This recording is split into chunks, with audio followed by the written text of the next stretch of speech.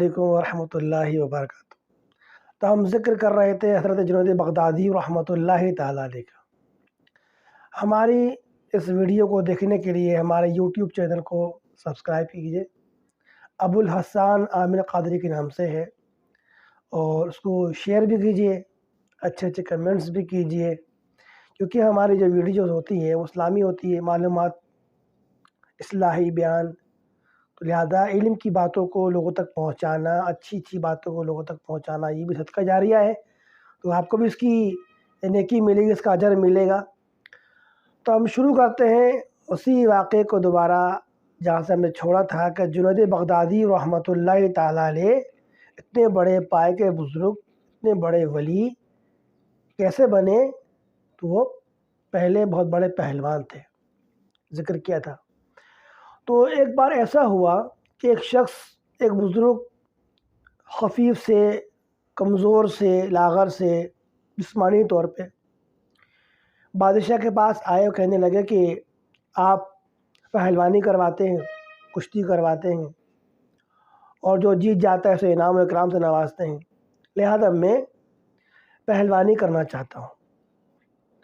تو بادشاہ نے ان کو دیکھا، ظاہری دیکھا، ویسے تو ان کا بڑا مقام تھا، اور کہا کہ بزرگوار، آپ بہت کمزور ہیں، آپ بہت لاغر ہیں، آپ کہاں لڑ سکیں گے ان سے؟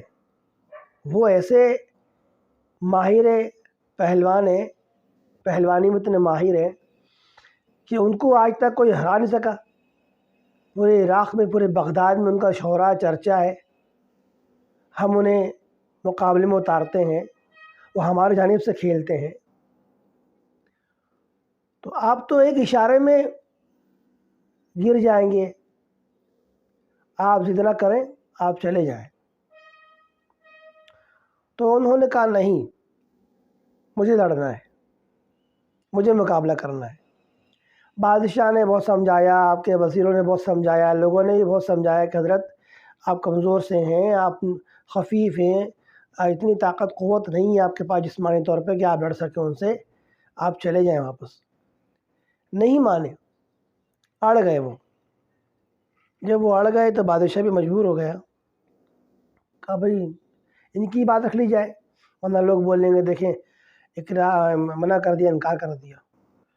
تو جناب اعلان کر دیا گیا، پورے بغداد میں، پورے عراق میں اعلان ہو گیا، جناب جنید بغدادی رحمۃ اللہ تعالیٰ علیہ سے ایک کمزور سے بزرگ لڑنے کے لیے آئیں گے مقابلے میں۔ کیا ہوگا؟ ایسا مقابلہ! لوگ بڑے تجسس میں تھے، بڑے حیرت میں تھے، کیا ایسا کیا معاملہ ہے، ایسی کیا بات ہے جو ایک کمزور سا آدمی، اس کو پتہ ہے کہ میں اس کے مقابلے میں نہیں آ سکتا ہوں، پھر بھی وہ آ رہا ہے۔ ہاں جناب، تاریخ مقرر ہو گئی، دن مقرر ہو گیا، جناب فلاں فلاں تاریخ کو فلاں فلاں دن یہ مقابلہ ہوگا۔ دنگل سج گیا، میدان سج گیا، پہلوانی کے لیے اکھاڑے میں اتر گئے،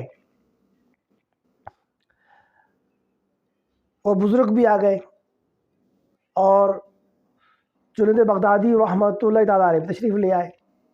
جب لڑنے کے لیے، کوئی بھی کھیل کھیلنے کے لیے، پہلوانی کرنے کے لیے جب شروعات ہوتی ہے تو پہلے ہاتھ وغیرہ ملاتے ہیں، صحیح سے گلے والے ملتے ہیں، دشمنی تو کہیں نہیں، کھیل ہے تو اس زمانے میں بھی کھیل کی طرح کھیلتے تھے۔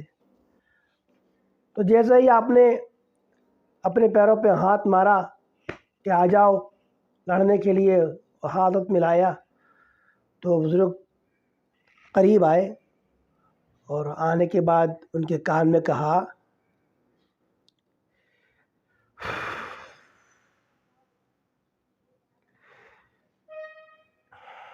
اے جنید،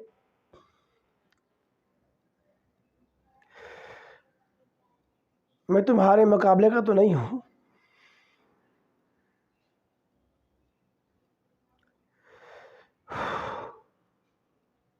نہ میں تم سے لڑ سکتا ہوں،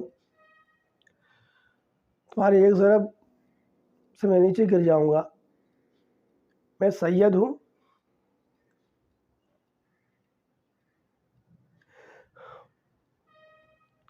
آل رسول ہوں اور بہت غریب ہوں، تنگ دست ہوں، کئی روز سے میرے گھر میں کھانا نہیں بنا ہے، گھر والے میرے بھوکے ہیں، میں صرف اور صرف اس لیے آیا ہوں تاکہ مجھے یہاں سے کچھ مال اسباب ملے تو میں گھر والوں کی ضروریات پوری کر سکوں، ورنہ تمہارے مقابلے میں آنے کے لیے میری تو اتنی ہمت نہیں، میری قوت کہاں، آپ کی قوت کہاں۔ آپ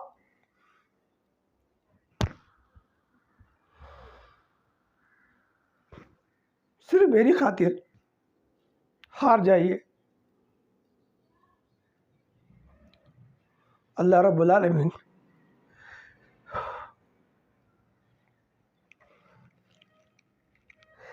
کل قیامت کے روز آپ کو انعام و اکرام سے نوازے گا۔ آپ یہ سن کر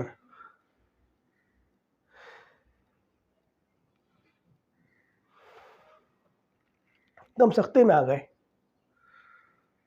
وہ کھڑے کھڑے رہ گئے، یہ کیا ہو گیا؟ پورے دنیا میں، پورے عراق میں، پورے بغداد میں میری پہلوانی کی گونج ہے، میری مہارت کی گونج ہے، اور میں ہار جاؤں آج؟ ایک طرف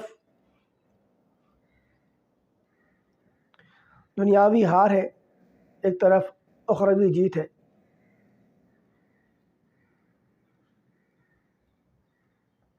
پہلوانی شروع ہو گئی۔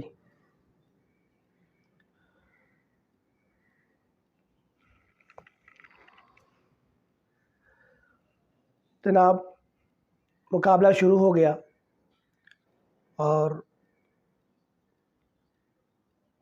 2-3 مرتبہ کھیلنے کے بعد حضرت جنید بغدادی رحمۃ اللہ تعالی علیہ جان بوجھ کر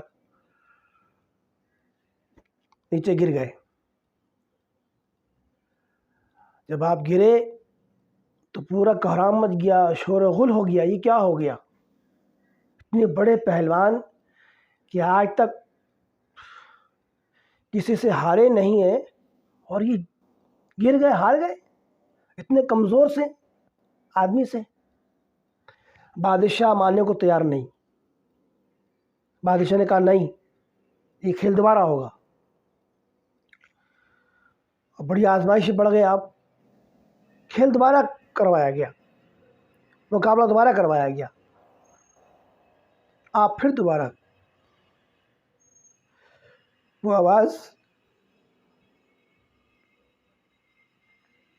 ان بزرگ کی کانوں میں گونج رہی تھی، میں سید ہوں، آل رسول ہوں، نبی کے گھرانے سے تعلق رکھتا ہوں، میری لاج رکھ لو۔ پھر آپ دوبارہ گر گئے۔ بادشاہ پھر بڑا حیران ہوا، یہ کیا ہوا؟ پھر نہیں مانا وہ۔ جب پھر نہیں مانا تو تیسری مرتبہ کہا پھر تمہارا مقابلہ ہوگا، میں نہیں مانتا اس کھیل کو۔ جناب تیسری بار میں مقابلہ ہوا۔ جب تیسری بار مقابلہ ہوا تو تیسری بار بھی آپ نیچے گر گئے، آپ ہار گئے۔ پورے کھیل کا جو میدان سجا ہوا تھا، کوہرام مچ گیا، شور شرابہ ہو گیا پورے بغداد میں، پوری بغداد کی گلیوں میں، عراق کے کوچے کوچے میں۔ جناب جنید بغدادی ایک کمزور سے آدمی سے ہار گئے، ہار گئے۔ اب ظاہری تو بدنامی تھی نا، ذلت تھی ظاہری۔ اب ظاہر تو وہ شخص 3 بار جیت چکا تھا، حالانکہ کھیل ایک ہی مرتبہ ہوتا ہے، لیکن بادشاہ نے اصول توڑتے ہوئے 3 بار کھلایا، اور 3 بار آپ ہار گئے۔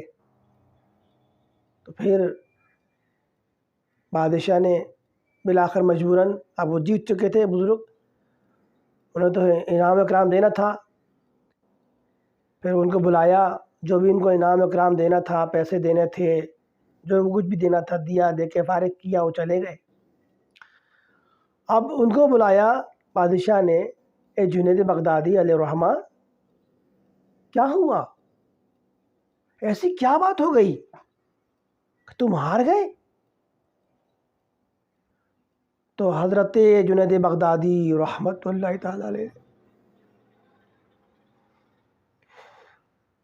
بادشاہ کو صاف صاف بتا دیا کہ اصل بات کیا تھی۔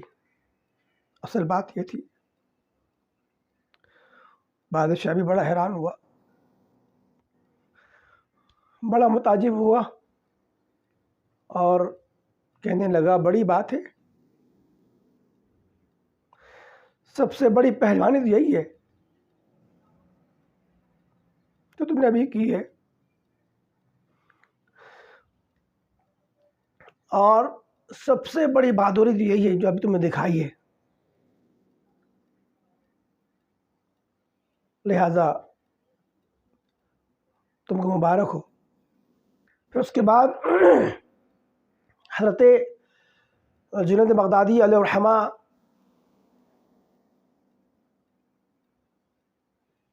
رات کو سوئے،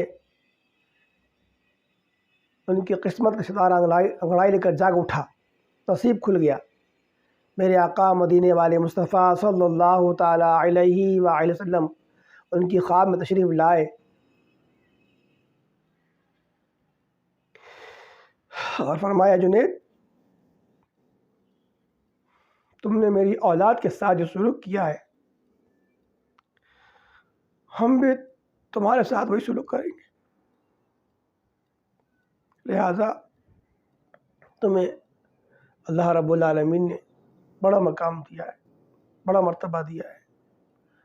پھر آپ صبح اٹھنے کے بعد بادشاہت والی نوکری چھوڑ دی، سب کھیل کود چھوڑ دیا اور درویشوں، فقیروں، علماء کرام کی صحبت میں جا بیٹھے ان سے ملنے کے لیے۔ پھر آپ کے ماموں جان تھے، ان کا نام تھا حضرت سری سختی رحمۃ اللہ تعالیٰ علیہ، ان کے ہاتھ پہ بیعت کی، اور پھر جو کچھ بھی روحانی منازل طے کرنا ہوتے ہیں، روحانی عرفانی جو علم سیکھنا ہوتا ہے ان سے سیکھا، اور وہ ایک بہت بڑے شیخ جنید بغدادی رحمۃ اللہ تعالیٰ علیہ کے نام سے مشہور ہوئے۔ تو اس میں ہمارے لیے اس واقعے میں ہمارے لیے بہت سے سارے سبق ہیں، بہت سبق ہیں، نصیحتیں بہت ساری ہیں۔ کچھ نصیحت وہ یہ ہے، سب سے پہلے نصیحت تو یہ ہے کہ آل رسول سید جو اپنے آپ کو کہہ دینا کہ میں سید ہوں، آپ اس کے اعمال نہ دیکھیں، آپ اس کو مت دیکھیں۔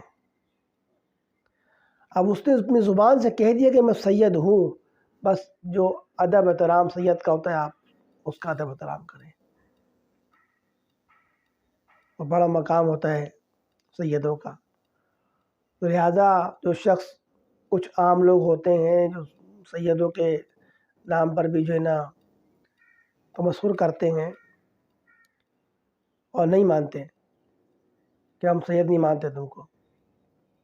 سید تو وہ ہوتا ہے جو ہاتھوں میں آگ لے لیتا ہے، آگ پکڑ لیتا ہے، گرم پانی میں ہاتھ ڈال دیتا ہے تو تیل میں ہاتھ ڈال دیتا ہے، تو سید ایسا ہوتا ہے ویسا ہوتا ہے، ہمیں ثبوت ہو، تم کہاں سید ہو؟